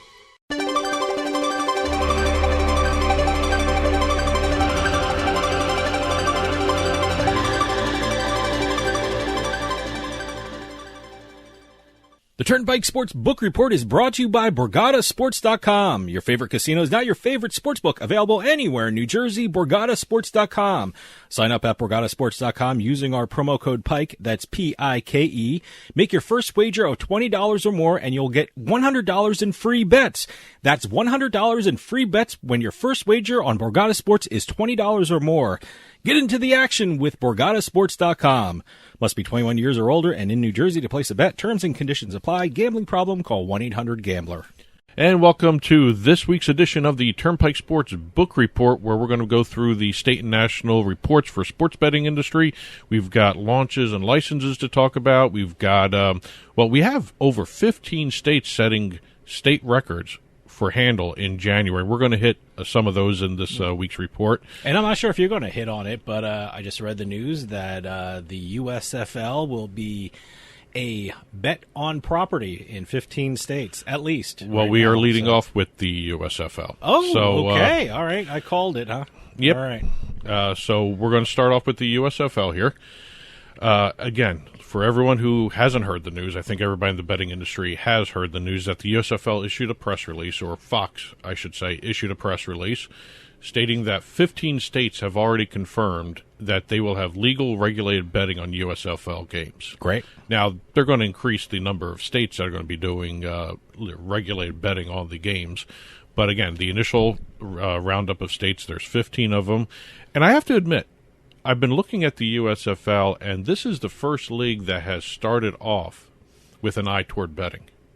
I got to be honest with you. I'm excited to see at least the first week of the USFL. I mean, I grew up watching the Jersey Generals and the Philly Stars and things like that. But in terms of betting on them, I have absolutely no clue how I'm going to bet on these teams. I think I said a couple of weeks ago, I'm fascinated how the sports books are going to put numbers on these things, because who knows what they have until you see the product. I mean, are there going to be preseason games so you can take a look at these games? No, I think they're just starting. They're just starting they're right just going to start right the up? The first game for them is April 16th. Okay. All right. I think the USFL, while openly is very upset with Major League Baseball, but I think with the lockout... Why are they upset? I would think they'd be happy. Openly. Okay. Privately, they're probably dancing for joy, because if the Major League Baseball doesn't come up with an agreement immediately, it looks like maybe the first day of baseball could be May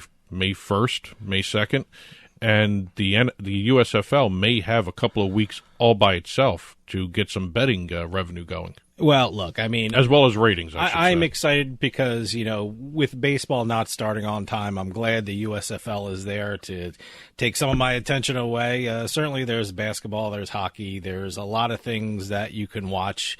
And, to hell with baseball if they're going to be like this on both sides. I mean, seriously, there are other things to watch. Well, when the USFL first announced they were relaunching, I can't say they were launching, they're relaunching. This is the second incarnation of the USFL, third? I don't know. There's been XFL. There's the just other. The I know. USFL. There's been so many spring football leagues lately. I don't know. I don't know what's going on. But I'm glad they're keeping the old teams. For me, it's nostalgia. I mean, am I expecting to see great football? No. I'm expecting to see the Philly Stars and the Generals and the Breakers and the Panthers and things like that. So I'm excited to see that. So. Well, if you look at the way they structured everything, the USFL, when they first launched, one of the first things they did was do a deal with Sport Radar.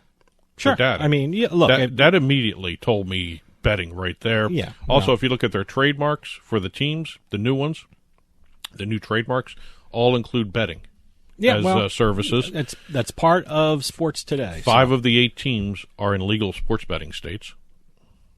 Oh, really? Oh, yeah, okay. 5 of the 8. And they are looking... I'm very curious to see what kind of bets are going to be offered.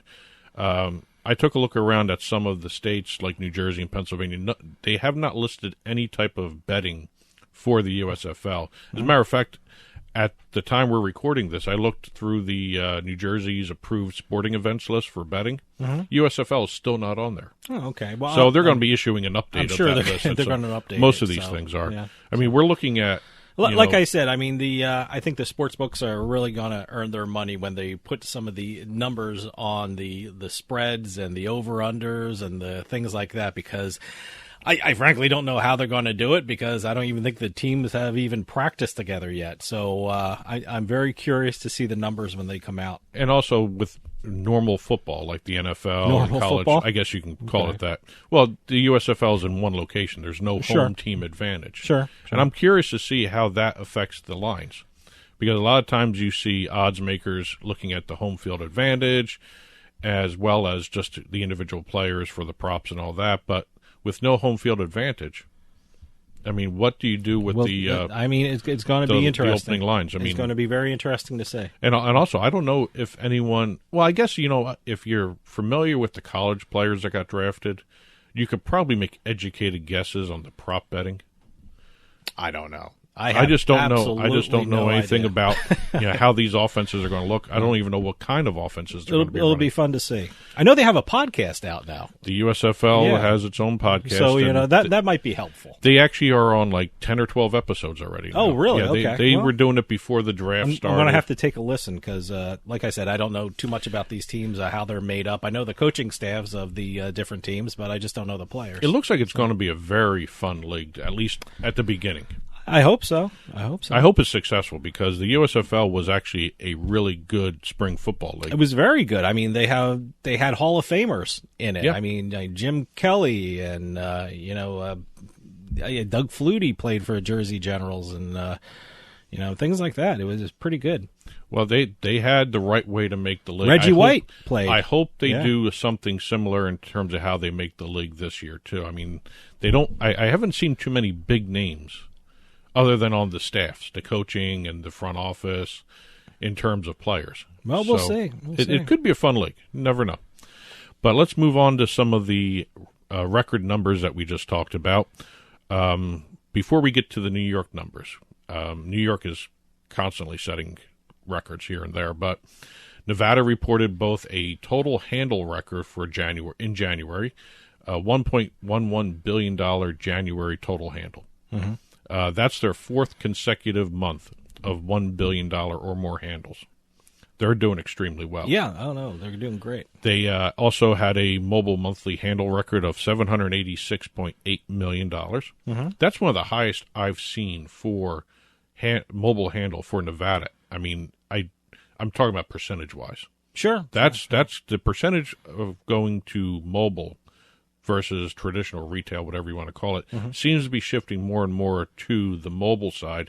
And I'm wondering if that has a lot to do with the amount of visitors now coming back in. Well, look, I think it's I'd be curious to see how they break down the handle in-play betting because, look, I mean, when you're doing in-play betting, you're not running to a window. You're usually on your phone.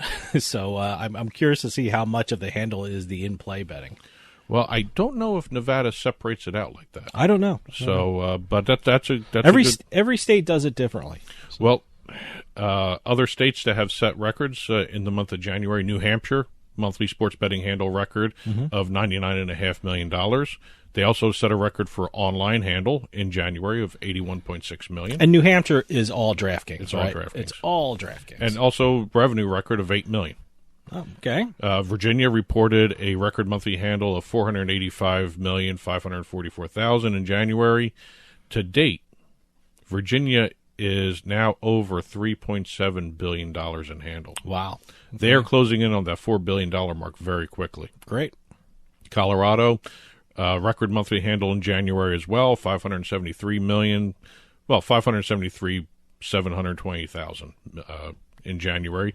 Online handle of $567 million. That's a record, and also it was almost 99% of the total handle.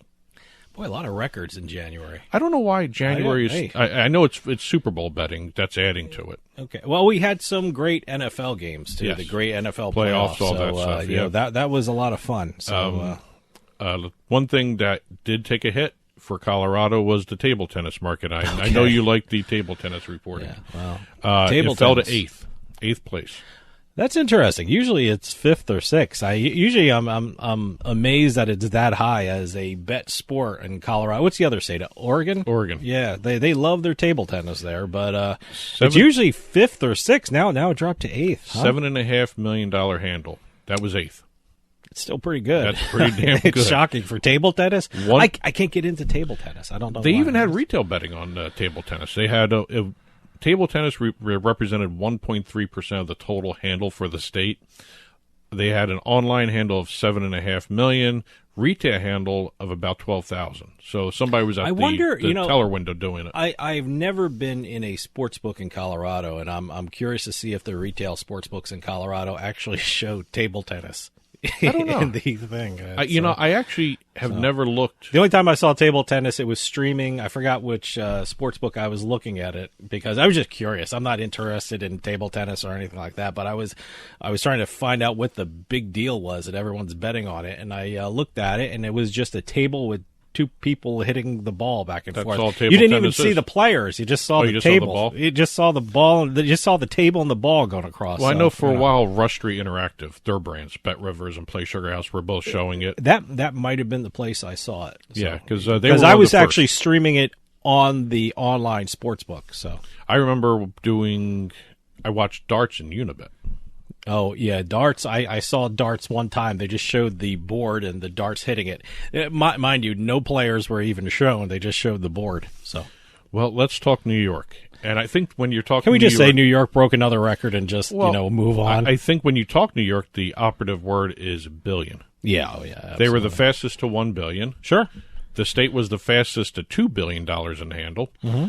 They actually had, in the last 2 weeks of February, and I did a little calculation here, because last week's Turnpike Sports book report, we did not have a chance to talk about the New York sports betting numbers for that week. We had taped it a little too early before the announcement came out. We were probably too sick of hearing about New York, too. Probably. Jeez. The last 2 weeks in February, listen to these numbers. Over $700 million in handle. Mm-hmm. That's more than some states do so for an when entire was this? month. What was the this? last 2 weeks of February. Of February. This is okay. New York State. All right. Over $700 million in handle in 2 weeks. Over $50 million in gross gaming revenue. Mm-hmm. Nearly $26 million in state taxes. Wow. In 2 weeks. That's pretty good. FanDuel became not only the leader in the state, they also are the first ones of the mobile operators in New York State to pass the $1 billion mark. Wow. In handle. Interesting. Wow.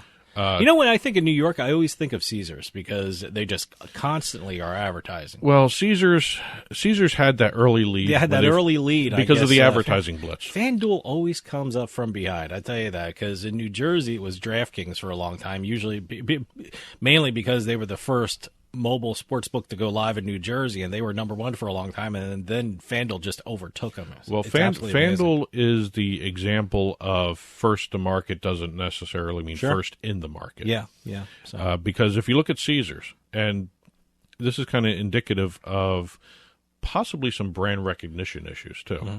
Now, Caesars started off in New York with that huge welcome offer, $3,000 risk-free bet or match bet or whatever. They still have that? Or? That's gone. That's gone, okay. They went down to $1,500, and now the new offer is $1,100. Oh, okay.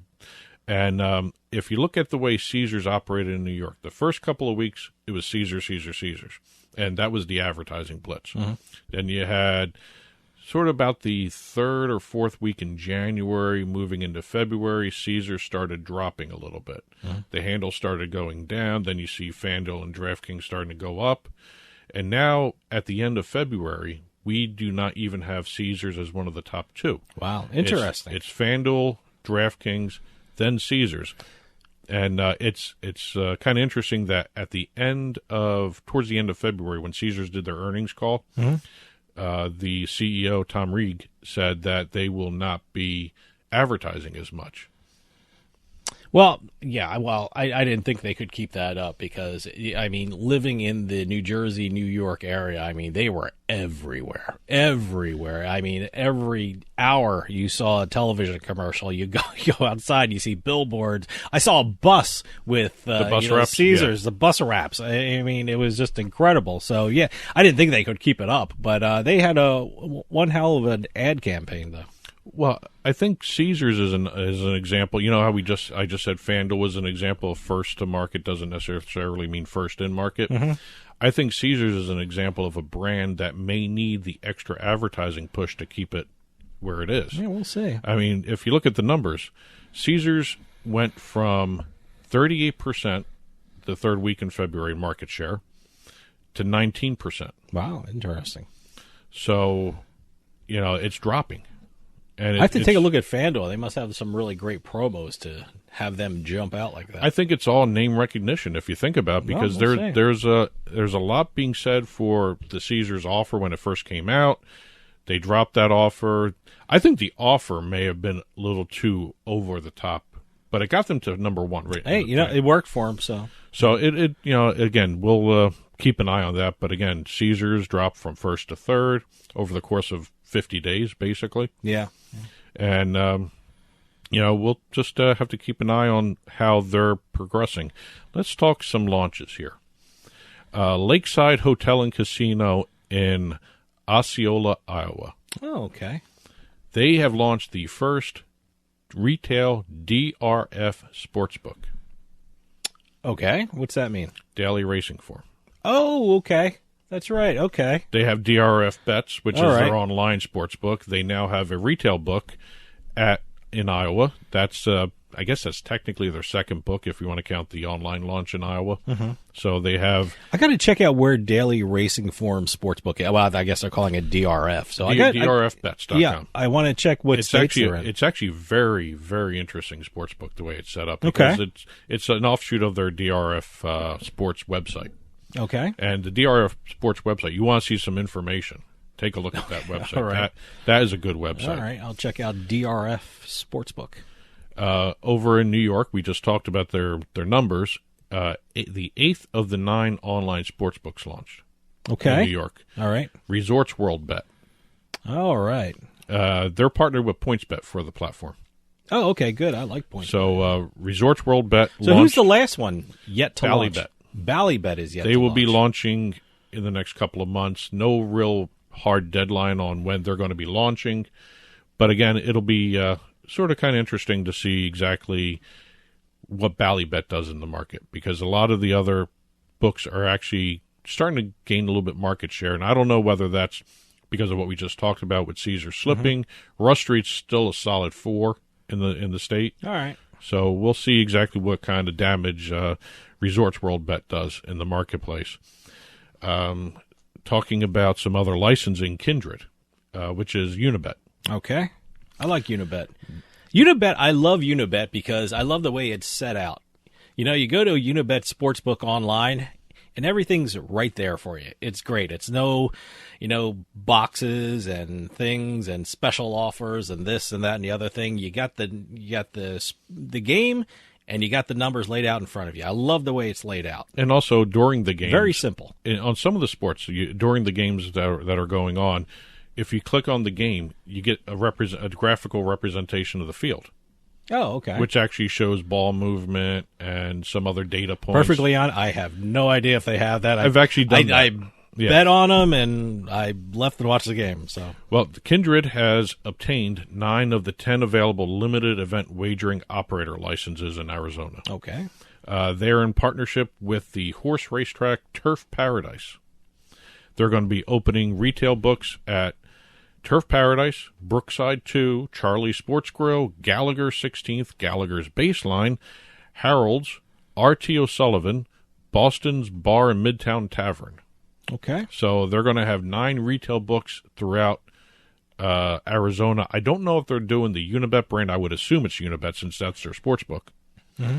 So we may see 9 more Unibet sports books coming into fruition here, or whatever you want to phrase it as in terms of launching sports books. You have over in the responsible gambling area, Entain Foundation. The Entain Foundation U.S. launched the second edition of its free Gamble Responsibly America app. Okay. It's March's Responsible Gambling Month. Yes. So it's one of those apps that it's free.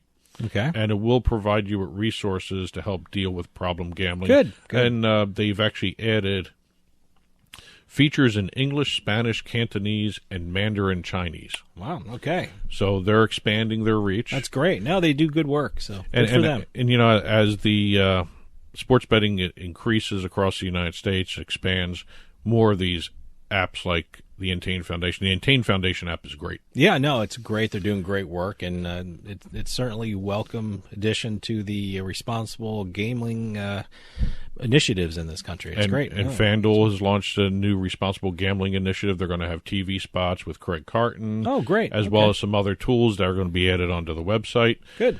In terms of legislation, just a couple things to hit here before we get out for the weekend.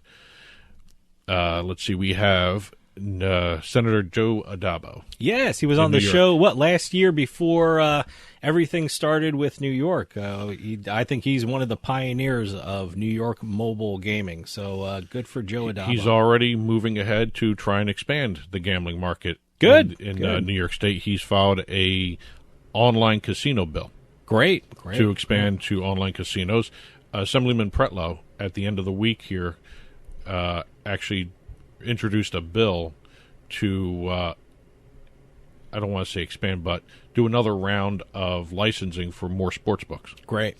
And also there's something in the bill, and I have to take a look at the language a little bit more, and we can talk about this next week, where the 51% tax rate may go down. Interesting. As the years go on. Let me tell you, I think it's great that New York will try for online casinos, because one of the things when you log in New Jersey anyway with the online sports books, they always have an online casino component to them, and it's a lot of them in New Jersey have a shared wallet, so I think it's great.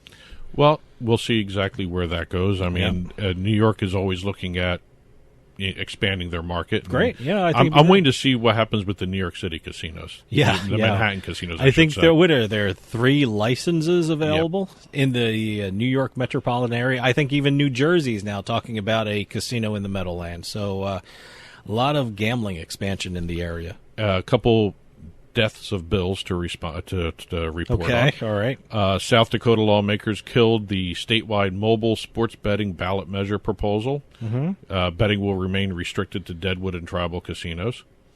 Mississippi killed all measures to legalize mobile sports wagering in the state. All right.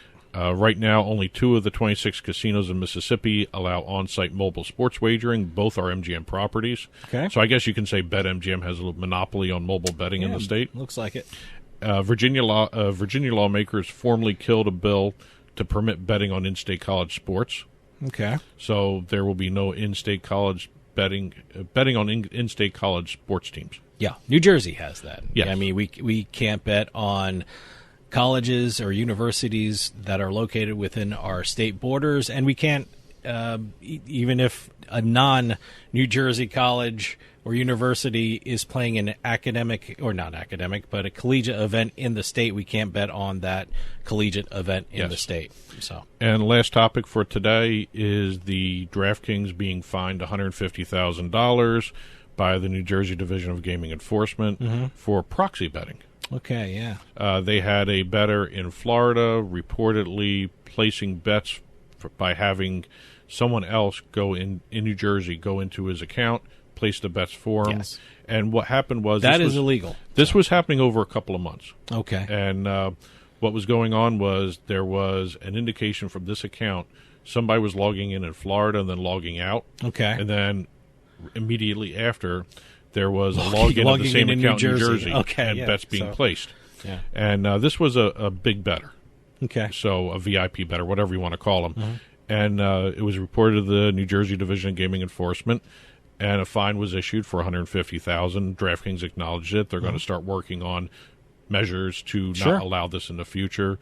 So, the system worked there. Absolutely. Don't even try it. I mean, geolocation is so great nowadays, and the technology is so fantastic that I don't even know why people would even try betting out of state or try and get someone to bet in state, especially after you've logged in a different state and then the same account logs in, 1,000 miles away from where it was first logged in. Yeah, they know where you're logging in from. So don't even try it. It doesn't even have to be 1,000 miles away. You're going to have that issue with... Don't even try it. Look at Louisiana. You could be in another parish. Yeah, and have that situation. I mean, you could be actually in your car driving from one parish to the next. If the one parish doesn't allow sports betting, you log in that parish, and then you log in again in the next parish as you're driving. Yeah, think about that. That's going to be an instance where you're going to try that. That's a special instance. The technology is so great nowadays. Don't even try it. Don't try and climb the fence. Don't even try it. Yep.